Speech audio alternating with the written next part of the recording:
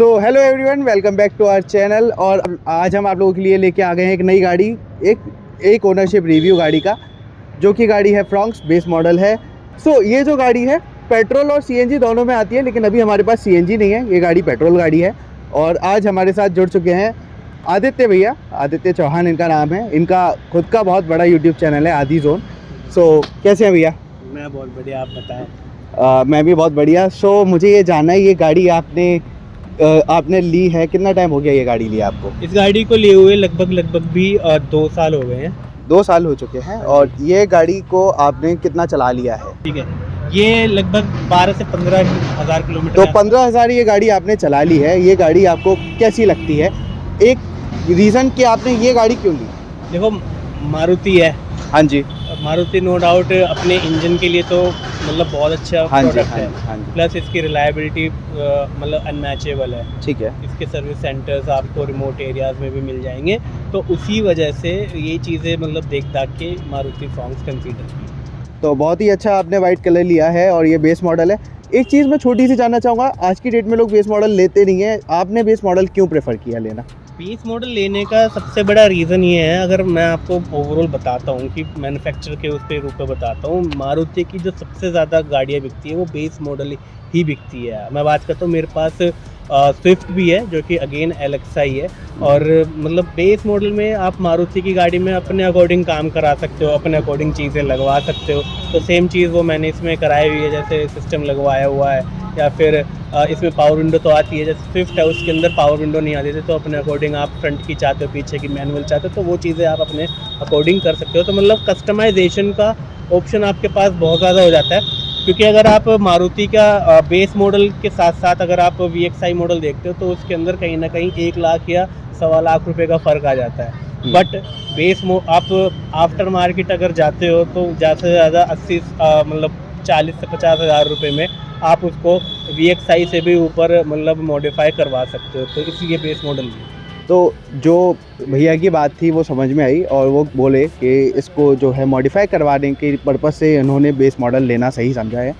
तो अगर मैं ओवरऑल गाड़ी का बात करूं, तो ये गाड़ी आपको कितने में पड़ी? क्या ये इसकी गाड़ी उस कॉस्ट? टाइम पे लगभग भी 9 साढ़े 9 लाख रुपए के आसपास ये पड़ी थी, जो 2 साल पहले हमने ली थी। पेट्रोल है ये बेसिकली। ठीक है, ठीक है। तो आप 9.5 लाख में और गाड़ियाँ भी ले सकते थे, जैसे कि आप डिज़ायर भी ले सकते थे। आपके पास वैगनार भी एक ऑप्शन था, वो सस्ता था लेकिन ठीक है, एक वैगनार भी आपके ऑप्शन था। और भी गाड़ी थी, होंडा भी कुछ गाड़ियाँ बनाती है, उसकी भी थी। आपने ये लेना सही क्यों समझा? देखो, होंडा की बात करता हूँ तो होंडा के पास कोई ऑप्शन था ही नहीं।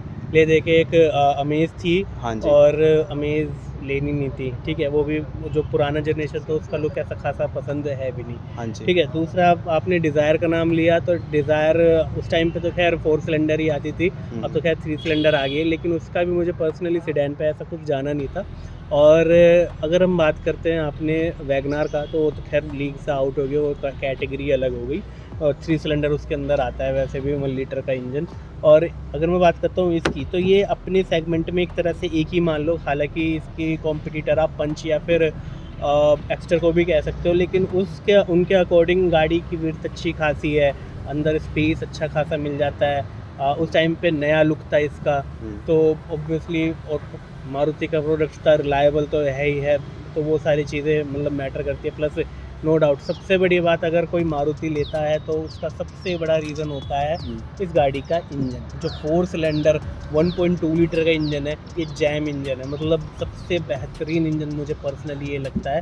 अगर आपको 1.2 में जाना है तो मारुति का इंजन सबसे बेस्ट है। 1.5 में होंडा का कोई मुकाबला है ही नहीं अपनी कैटेगरी में। तो ये टर्बो वाली है या फिर विदाउट टर्बो वाली है? Without turbo. ये विदाउट टर्बो गाड़ी है। टर्बो में क्योंकि 1 लीटर आता है। 1 लीटर आता है, टर्बो में 1 लीटर आता है। कोई सेंस बनता नहीं है, उसका सेंस नहीं बनता है। कंपटीशन में फिर टर्बो और भी कंपनीज काफ़ी अच्छा टर्बो प्रोवाइड कर रही है। टर्बो इंजन जैसे किया हो गई या हुंडई हो गई, या फिर महिंद्रा की गाड़ी हो गई, बहुत अच्छा टर्बो इंजन मिलता है उसके अंदर। तो फिर इसमें फ्रॉन्क्स में जाना है तो 1.2 ठीक है, अदरवाइज 1 लीटर टर्बो का तो कोई सेंस बनता ही नहीं है। ओके, इस गाड़ी में आपको कुछ ऐसा लगा हो जो कि इसमें अच्छा नहीं है, वो क्या चीज़ है?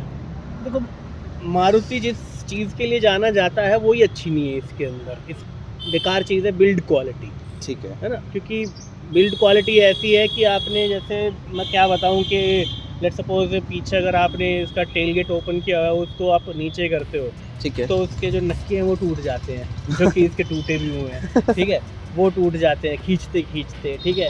कहीं भी कुछ ऐसे करके मार दो तो पिचक जाती है। बलिनो में तो खासकर इसकी तो फिर भी बलिनो से थोड़ी सी बेटर बिल्ड क्वालिटी है जो कि फील भी होती है।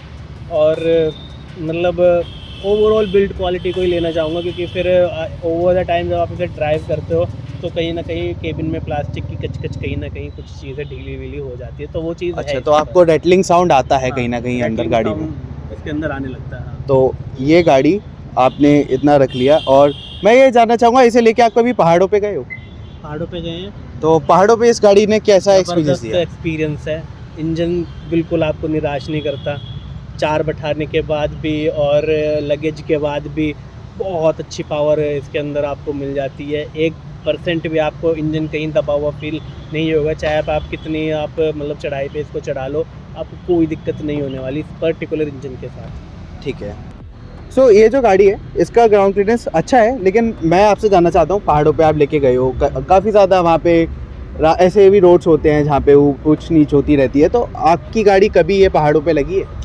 कभी नहीं लगी, मतलब ऑब्वियसली मतलब ऐसा नहीं है कि बहुत ज़्यादा एक्सट्रीम पे ले गए तो ना लगी हो, कहीं कहीं तो ये मतलब लग जाती है। लेकिन यूजुअली आप अगर इंडियन रोड की बात करते हो, पहाड़ों की छोड़ो, आप मतलब इंडियन रोड पे यूजुअली बड़े बड़े ब्रेकर भी होते हैं, तो 4 बंदे बिठाने के बाद ये टच नहीं होती, कोई दिक्कत नहीं होती, अच्छी खासी ग्राउंड क्लियरेंस मिलती है। क्योंकि मारुति को पता है इंडिया में रोड कैसी है, तो मारुति इंडियन मतलब रोड्स को भी जानता है और इवन इंडियन कस्टमर को भी जानता है, तो कोई दिक्कत अभी तक नहीं हुई।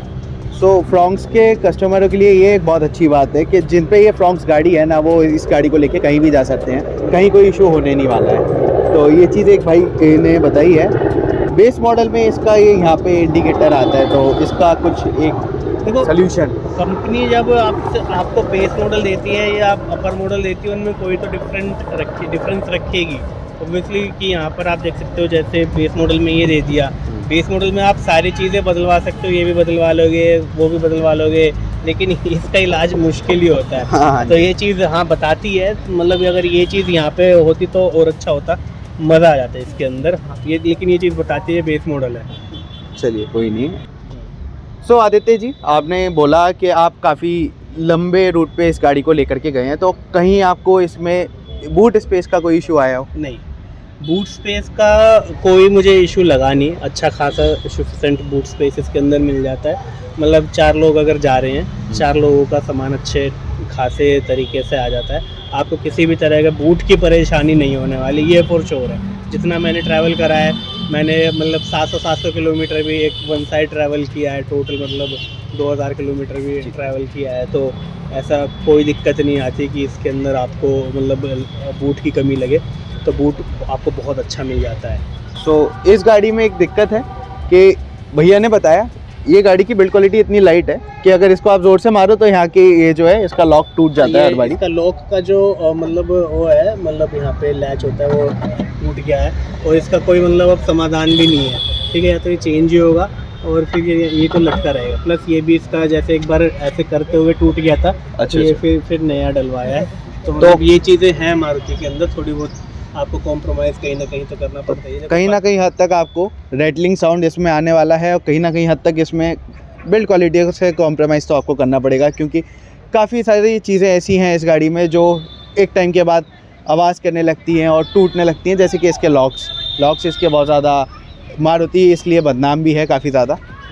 हाँ, तो इसका जो कुछ लुक्स है वो इस तरीके का आता है, और ये जो गाड़ी है नो डाउट बहुत अच्छी है। बात करें अगर माइलेज को लेकर के, तो माइलेज कैसा है इसका? माइलेज की बात करते हैं, देखो अगर आप सिटी में चलाते हो तो 1.2 लीटर का इसका पेट्रोल इंजन है, और जो माइलेज आपको देता है लगभग भी 15 के आसपास सिटी में दे देगा, ठीक है। ऑन एसी में बता रहा हूँ, गर्मी में भीषण गर्मी में आपको मैं माइलेज बता रहा हूँ, सर्दियों में 16-17 भी इन सिटी दे देता है। और अगर आप इसको हाईवे पे चलाते हो तो ये 20+ का ही माइलेज हमेशा 20+ ही देता है, आप चाहे गर्मी में चला लो चाहे सर्दी में चला लो, आपको मतलब 20+ का माइलेज ये देगा ही देगा। सो जैसा कि आप सारे भाई लोग जानते ही हैं, फ्रॉन्क्स गाड़ी फेमस ही अपने माइलेज के लिए और अपनी रिलायबिलिटी के लिए है। मतलब इस गाड़ी को आप कहीं भी ले जाओ, ये उस टाइप की गाड़ी है। तो ये गाड़ी में कहीं ना कहीं माइलेज का तो एक एडवांटेज रहता है इस पूरी गाड़ी में। सो आदित्य जी, आज की डेट में आप 2 साल हो चुके हैं आपको ये गाड़ी लिए, और अगर आपको अभी ये दोबारा गाड़ी लेनी हो तो इसका आपको क्या ओपिनियन है? क्या आप ऐसे गाड़ी को लेना पसंद करोगे? देखो गाड़ी अच्छी है, अगर मैं बात करता हूँ एवरेज अच्छा है, कंफर्ट भी है इसके अंदर, ऐसा नहीं है, प्लस ड्राइवेबिलिटी भी अच्छी है, और गाड़ी की विड्थ अच्छी खासी है, तो आपको मतलब पता लगता है कि रोड पे चिपक के चले, तो नो डाउट गाड़ी अच्छी है, आपको एवरेज वगैरह सब अच्छा देती है, ड्राइवेबिलिटी भी अच्छी है, और इसकी जो सस्पेंशन वगैरह है वो भी आपको मतलब ना ज़्यादा सॉफ्ट है ना ज़्यादा स्टिफ है, तो एक मतलब मारुति के नो डाउट सस्पेंशन भी अच्छे होती हैं, जो कि इसके अंदर भी आपको देखने के लिए मिल जाते हैं, तो ओवरऑल गाड़ी अच्छी है। तो आप लेना पसंद करेंगे? हाँ, आपका बिल्कुल बिल्कुल। तो इसकी राइड क्वालिटी आपको कैसी लगती है? कि वही मैंने कंफर्टेबल है हाँ, या थोड़ा सा स्टिफ है, आपको कैसा लगता है? वही जैसे मैंने इसके अंदर अभी ऐड किया था, सस्पेंशन अच्छे हैं, ठीक है, मतलब आपको जो गड्ढे वगैरह में आराम से निकल जाएंगे, सीट्स अच्छी हैं, कुशनिंग अच्छी है सीट की, तो ये सारी चीज़ें हैं, ओवरऑल राइड भी अच्छी है, ड्राइव भी अच्छी है, तो दोनों मतलब जब इनकेस ड्राइवर चलाता है उसको भी कंफर्ट मिलेगा, रियर में पैसेंजर बैठते हैं तो उनको भी अच्छी राइड क्वालिटी मिलने वाली है। सो भैया, आपको ये गाड़ी रखे काफ़ी टाइम हो गया है, अब मैं आपसे बस ये जानना चाहता हूँ, ये गाड़ी किसको लेनी चाहिए और किसको नहीं लेनी चाहिए? देखो मैं आपको बताता हूँ, मतलब स्पष्ट शब्दों में, मेरे पास फ्रॉन्क्स है, मेरे पास स्विफ्ट भी है, दोनों ही मारुति की गाड़ी है, दोनों ही 1.2 लीटर के इंजन है, और अगर आप एक मतलब टेंशन फ्री गाड़ी चाहते हो, रिलायबल गाड़ी चाहते हो, कम खर्चे की गाड़ी चाहते हो कि लेने के बाद मतलब पेट्रोल डलवाओ, चलाते रहो, भूल जाओ, एक सर्विस करवाओ, अपने टेंशन फ्री रहो, क्योंकि मारुति गाड़ियाँ ऑब्वियसली रिलायबल होती हैं, और जो कि दोनों गाड़ियों का मेरा एक्सपीरियंस अच्छा है, तो नो डाउट टेंशन फ्री गाड़ी इसको चाहिए वो इसको ले सकता है, सिटी में चलानी है तो भी चला सकता है, हाईवे पे भी इसके अंदर स्टेबिलिटी अच्छी खासी मिल जाती है, तो आप ले सकते हो अगर आपका बजट थोड़ा सा टाइट है और ज़्यादा, या फिर आप नो नॉनसेंस कार देख रहे हो तो आप इस गाड़ी को ले सकते हो। ठीक है। सो इसका जो साउंड सिस्टम है वो आपने बाहर से लगवा रखा है, तो इसका क्या परफॉर्मेंस रहेगा? परफॉर्मेंस इसका अच्छा है, आफ्टर मार्केट कोई दिक्कत होती नहीं है, टच अच्छा है, देख सकते हो इसके अंदर आपको कॉन्ट्रास्ट वगैरह सब चीज़ अच्छी मिल जाती है, शार्पनेस भी इसके अंदर अच्छी खासी आपको देखने के लिए मिलने वाली है।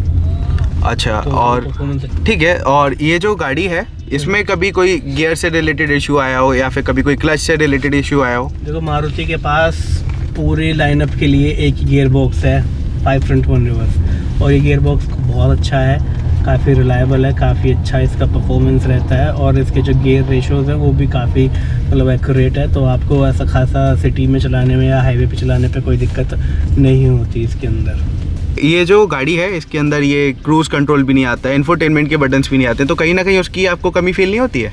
देखो बेस मॉडल में कमी तो फील होती है, लेकिन मारुति के अंदर सबसे अच्छी बात क्या है, चाहो तो आप ये भी लगवा सकते हो, हालांकि मैंने नहीं लगवाए, करोल बाग जाओ ये लगवाओ, और बहुत अच्छे तरीके से काम करते हैं, काफ़ी एक्यूरेटली काम करते हैं, तो आप अपने अकॉर्डिंग इसको लगवा सकते हो, आफ्टर मार्केट भी बहुत अच्छा काम करते हैं, कोई दिक्कत नहीं होती इनमें। सो ये था फ्रॉन्क्स का एक ओनरशिप रिव्यू, जो कि थैंक यू भैया, आपने बहुत हेल्प किया मेरे को, कि आपने मुझे आपसे बहुत कुछ सीखने को भी मिला है। हाँ, तो एक यूट्यूब चैनल है भैया का भी, आदि जोन के नाम से, नेक्स्ट टाइम हम आएंगे तो कोई एक नई गाड़ी आप लेके आएंगे। अरे बिल्कुल बेफिक्र रहिए, बाकी चैनल आदि जोन भी सब्सक्राइब कर लेना, आदि जोन भैया का चैनल सब्सक्राइब कर लेना, मेरा भी चैनल सब्सक्राइब कर लेना भाई, प्लीज। भी सब्सक्राइब करो, आदि जोन भी सब्सक्राइब करो, अच्छा कंटेंट आता रहता है तो वो मिस मत करना। फिलहाल इस वीडियो में इतना ही, मिलते हैं दोनों भाई नेक्स्ट वीडियो में, till then tata, bye bye. Bye bye.